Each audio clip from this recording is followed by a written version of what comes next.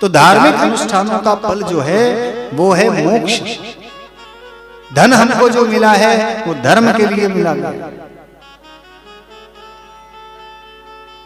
धन से धर्म कमाओ, धर्म से भोग विलास और धन इत्यादि की कामना आकांक्षा मत करो। जीवन में यद्यपि थोड़ा बहुत विषयों का सेवन तो करना ही पड़ता है, पर जितना आवश्यक हो उतना। अब देखिए शरीर है, शरीर हमें क्यों दिया गया? शरीर दिया ही इसीलिए गया कि अपने जो भी हमारा जो ये जीवन मरण का चक्र है, कर्मों का बंधन है, और ये जो 84 का चक्र जिसमें हम फंसे हुए हैं, इससे निकलने के लिए ही हमको ये शरीर दिया गया। क्योंकि भगवान की भक्ति मुक्ति के साधन ये इसी शरीर में संभव है। तो जब शरीर हमको इस कर्म के लिए दिया गया है, तो इस शरीर को भी तो हमें, शरीर का भी तो ध्यान रखना है। शरीर स्वस्थ होगा तभी हम धर्म कर्म कर पाएंगे। शरीर ही अस्वस्थ हो गया, बेकार हो गया, तो दैनिक कार्य ही नहीं कर पाओगे, भजन पूजन कहां से करोगे? तो ये शरीर अपने परम लक्ष्य की प्राप्ति के लिए हमको दिया गया है, और वो तभी संभव होगा जब इस शरीर का हम ध्यान रखेंगे। जितने भोजन की आवश्यकता है उतना भोजन इस शरीर को देना पड़ेगा। इस शरीर की रक्षा भी करनी पड़ेगी। इंद्रियों जिनका दास बनने से हमको हर शास्त्र में मना किया गया है, उन इंद्रियों का भी सेवन करना पड़ेगा। विषयों का सेवन भी हमको इस जीवन को चलाने के लिए करना ही पड़ेगा, लेकिन कितना, जितने में जीवन यात्रा चलती रहे। इनके अत्यधिक उपभोग से धीरे धीरे जो मनुष्य है वो इनका दास बन जाता है। तो विषयों का सेवन आवश्यकता अनुसार करना है, न कि इनका दास बनना। कामस्य नेन्द्रिय प्रीतिर लाभो जीवेत्यावता जीवस्य तत्व जिज्ञासा नार्थो यश्चेह कर्म भी। सूत जी कहते हैं कि हमारे जीवन का लक्ष्य इंद्रियों को तृप्त करना नहीं है, भोग विलास इत्यादि करके इंद्रियों को तृप्त करते रहना ही हमारा जीवन का लक्ष्य नहीं है। अपितु हमारे जीवन का सबसे बड़ा लक्ष्य है तत्व जिज्ञासा, उस परम तत्व को जानना। क्योंकि जब तक तत्व ज्ञान हमको नहीं होगा तब तक ये जन्म मरण हमारा चलता रहेगा। 84 लाख योनियां हैं, भटकते रहे।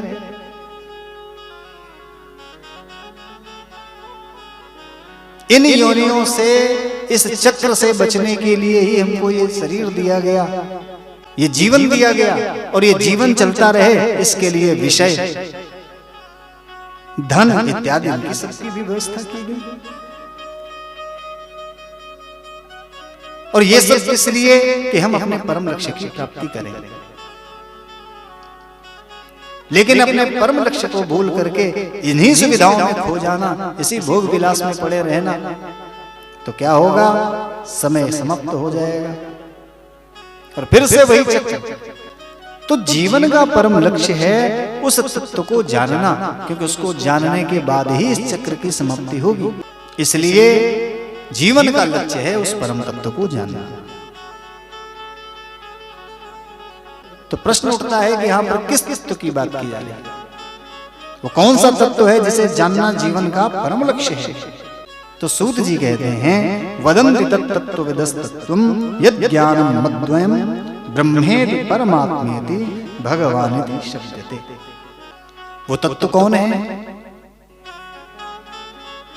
तत्व एक ही है, एकम सद विप्रा बहुधा वदन्ति। वो तत्व एक है, लेकिन तत्व वेत्या उसे अनेक नामों से अलग अलग रूप से परिभाषित करते हैं। ज्ञानियों के लिए वही ब्रह्म है, योगियों के लिए वही तत्व है, और भक्तों के लिए वही भगवान है। वही तत्व है, तत्व एक ही है।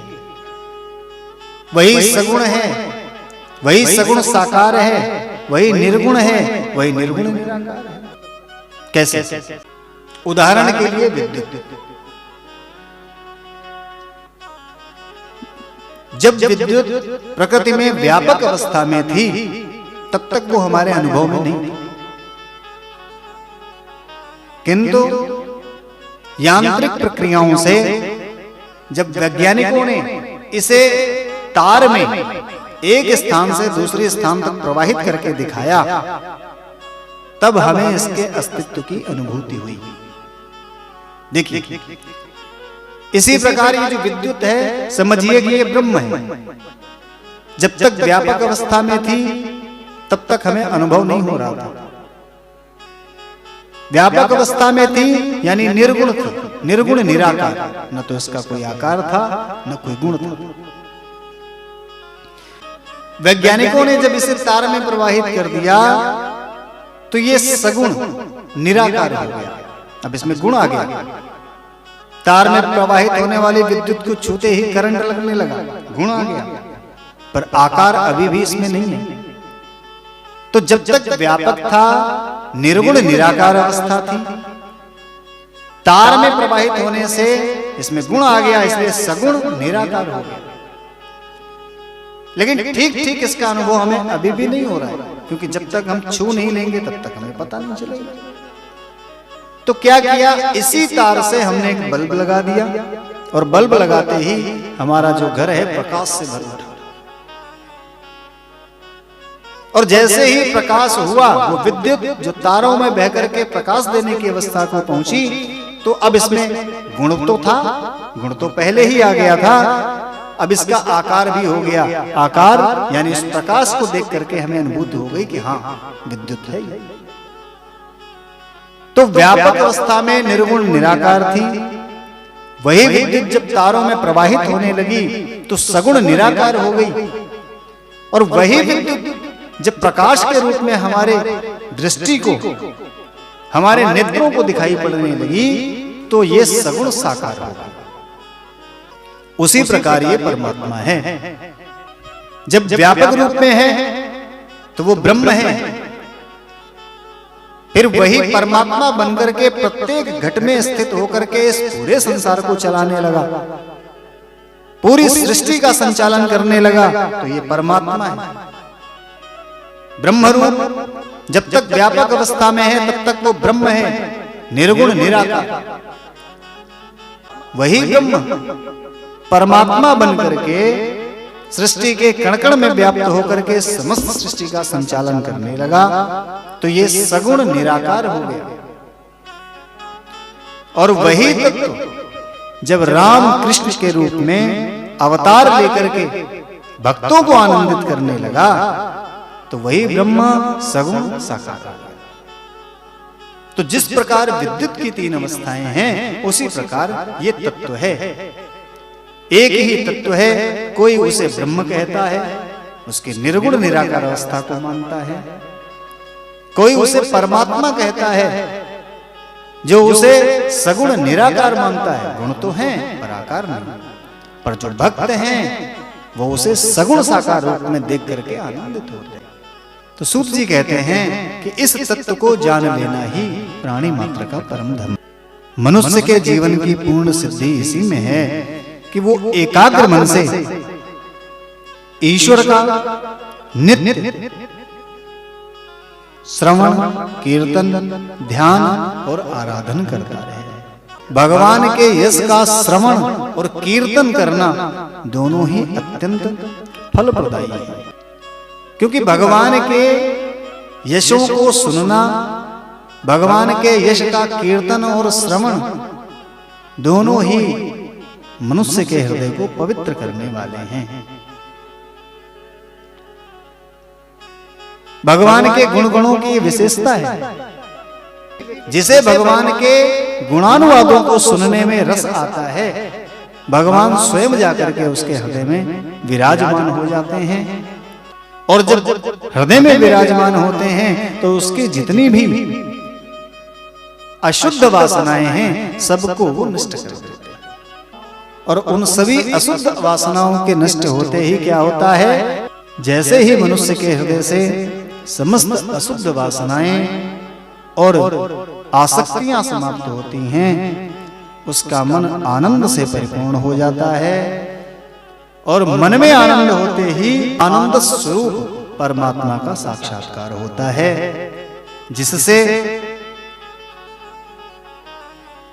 प्राणी के हृदय की जितनी अज्ञानता की ग्रंथियां हैं सब खुल जाती हैं, जितने संशय और भ्रम हैं सब समाप्त हो जाते हैं, यहां तक कि जितने कर्म बंधन हैं वो उनसे भी जीव विमुक्त हो जाता है। इसलिए उस परम तत्व को जानना ही जीवन का परम लक्ष्य बताया गया, जो कि इस शरीर से ही संभव है। मुक्ति के द्वार पर लगा हुआ जो ताला है ना, ये शरीर उसकी चाबी है। यही शरीर चाहे तो हमें मुक्त कर दे, इसी शरीर से चाहे तो जीव स्वयं को मुक्त कर ले और चाहे तो सदैव के लिए बांध ले। कर्म से गति होती है, कर्म शरीर से होते हैं। इसी शरीर को यदि विषयों के सेवन में लगाया जाए, भोग विलास में लगाया जाए, तो यही शरीर हमारे बंधन का कारण बनता है। और इसी शरीर को यदि भगवत भक्ति में लगा करके शास्त्रोक्त जीवन के माध्यम से उस परम तत्व को जान लिया जाए, तो यही शरीर हमारी मुक्ति का वाहन बन जाता है, वाहक बन जाता है, साधन बन जाता है। जिस प्रकार एक ही चाबी, ताले में एक ही चाबी होती है, वही उस ताले को बंद भी करती है और वही चाबी उस ताले को खोल भी देती है।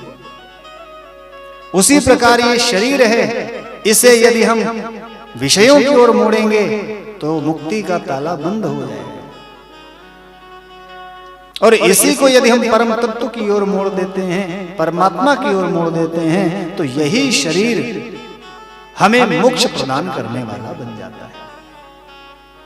इसीलिए गोस्वामी तुलसीदास जी भी कह रहे हैं कि बड़े भाग मानुष तन पावा, सुर दुर्लभ सब ग्रंथ ही गावा, साधन धाम मोक्ष कर द्वारा, पाई न जहीं पर लोक समारा। ये शरीर सुर दुर्लभ है, देवताओं के लिए भी दुर्लभ ये मानव शरीर है। और इसको पाकर के भी यदि कोई व्यक्ति अपनी गति को नहीं संवारता है, अपने परम लक्ष्य की प्राप्ति के लिए प्रयासरत नहीं होता है, तो उससे बड़ा अभागा कौन होगा। प्रेम से बोलो बांके बिहारी लाल की।